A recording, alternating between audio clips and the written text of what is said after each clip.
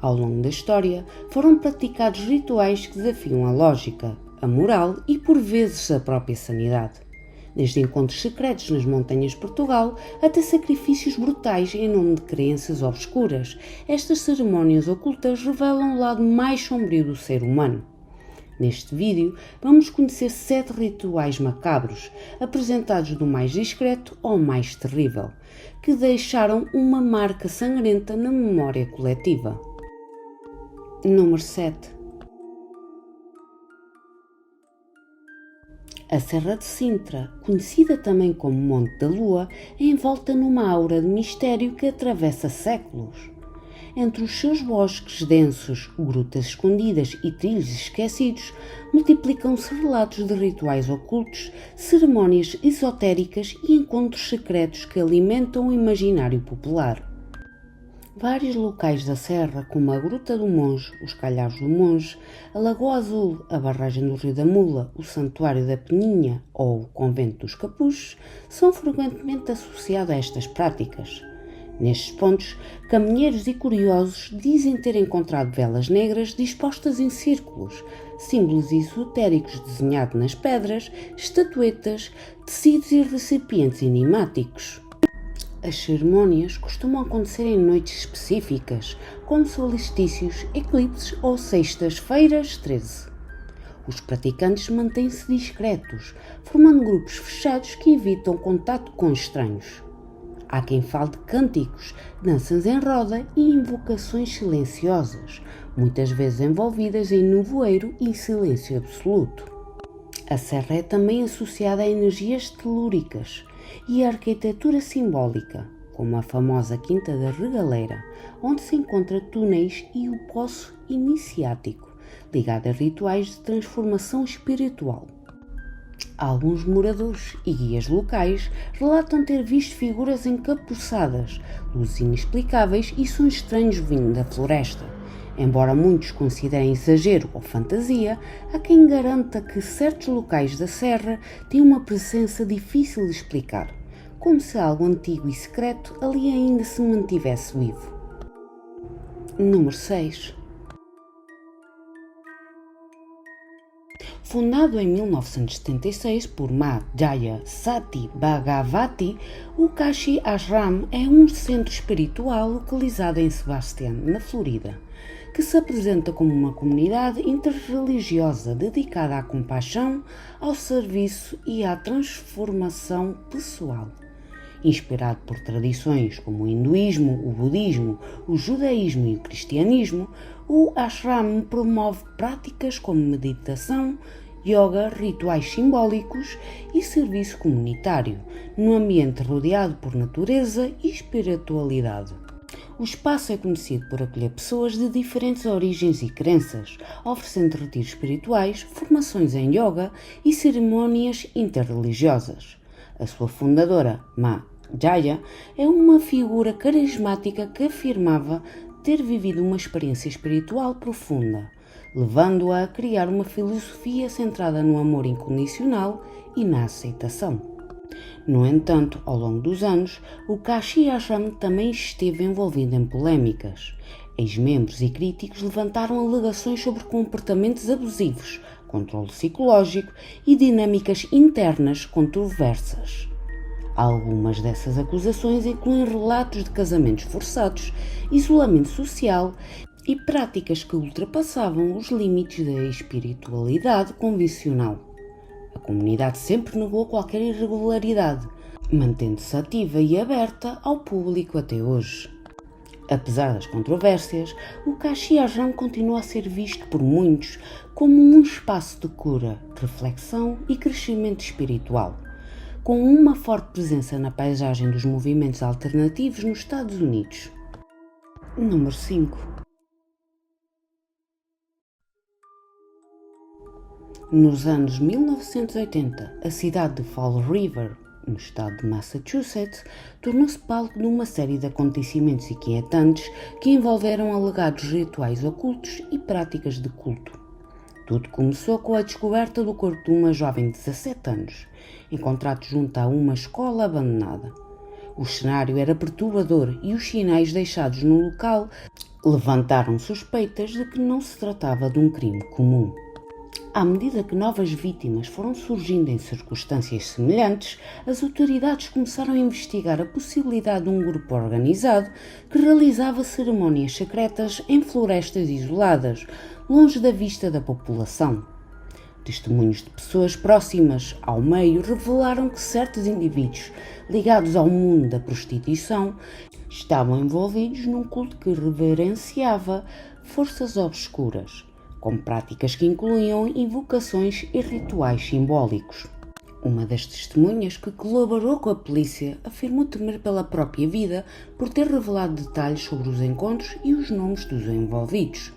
Pouco tempo depois, essa mesma testemunha desapareceu e apenas parte dos seus restos mortais foram encontrados, o que intensificou ainda mais o mistério em torno do caso. As investigações levaram à detenção de várias pessoas, incluindo um homem que liderava o grupo e uma mulher que teria desempenhado um papel central nas cerimónias.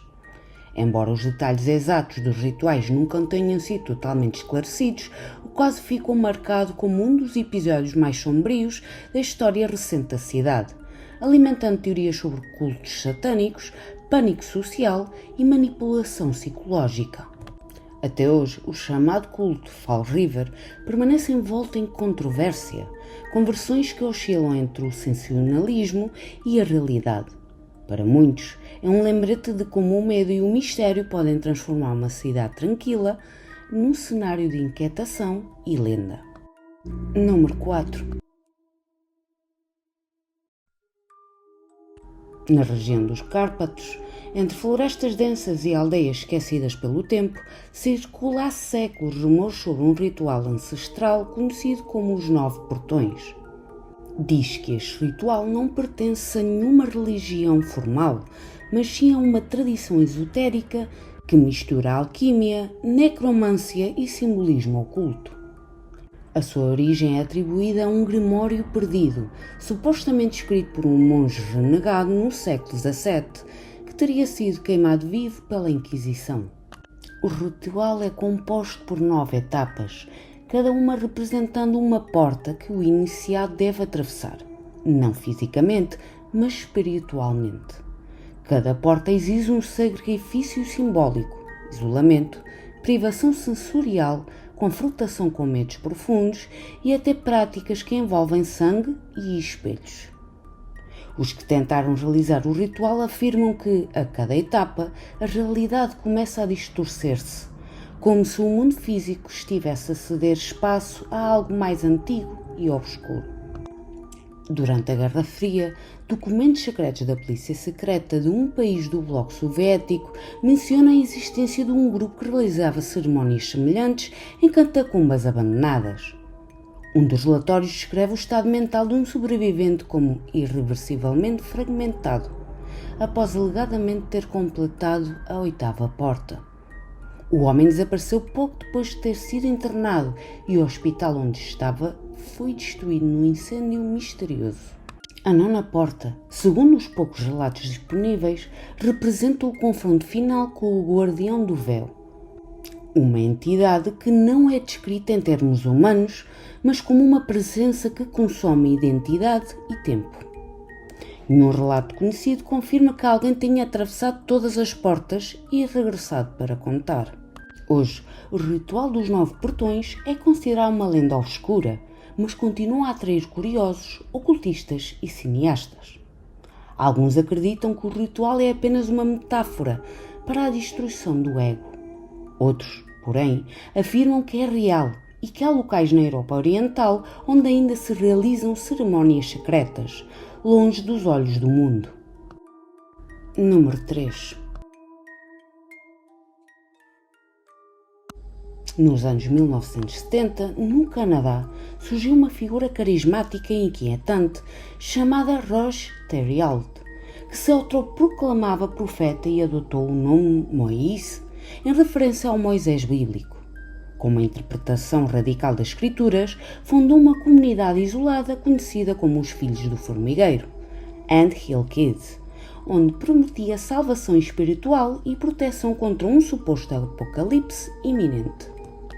A comunidade foi estabelecida numa zona remota, longe da sociedade, e os seguidores, adultos e crianças, viviam sob regras rígidas, vestiam-se de forma idêntica e eram encorajados a cortar laços com o mundo exterior.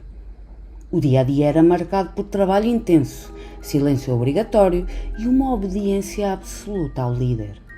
Theriault afirmava receber visões divinas e usava essas alegações para justificar práticas cada vez mais estranhas e autoritárias. Com o tempo, o culto tornou-se mais fechado e inquietante.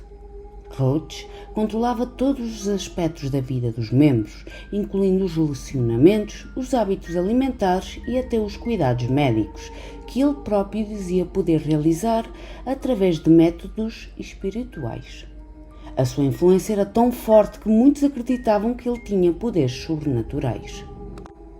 Mas por detrás da fachada espiritual escondia-se rituais grotescos e profundamente perturbadores. Theriault realizava cirurgias improvisadas sem qualquer formação, alegando estar a curar os seus seguidores através da fé. Numa das práticas mais macabras, tentou ressuscitar uma mulher morta, perfurando-lhe o crânio e obrigando os membros do culto a participar num ritual que envolvia a ejaculação dentro da cavidade craniana, um ato que ele dizia ter poder divino. Outros rituais incluíam amputações, queimaduras e humilhações públicas, apresentados como purificações ou provas de fé. Em 1989, uma das seguidoras conseguiu escapar e denunciar o que se passava dentro da comunidade. As autoridades descobriram então um cenário perturbador, condições de vida degradantes, práticas abusivas e uma devoção cega ao líder. Roach Theriault foi preso e condenado à prisão perpétua. Morreu em 2011, assassinado por um companheiro de cela. Este caso tornou-se um dos mais marcantes da história canadiana, não só pela figura de Theriault, mas pelo impacto psicológico que deixou nos sobreviventes. É um exemplo extremo de como o carisma e a manipulação podem transformar uma promessa de salvação num verdadeiro pesadelo.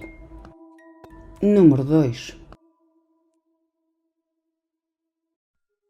Durante séculos, a civilização azteca, que floresceu na região atual do México entre os séculos XIV e XVI, praticou rituais religiosos que hoje são considerados dos mais impressionantes e controversos da história.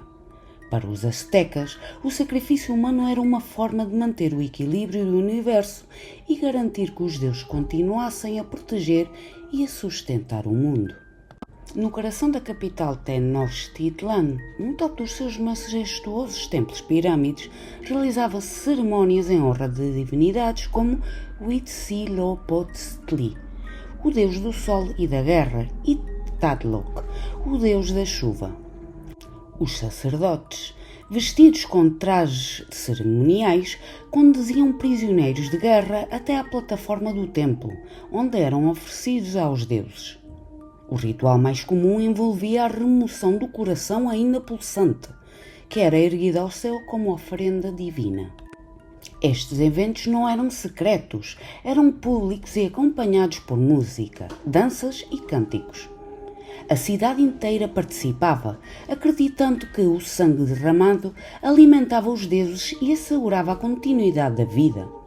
Em algumas cerimônias, as vítimas eram escolhidas para representar os próprios deuses durante semanas, sendo tratadas com reverência até ao momento do sacrifício.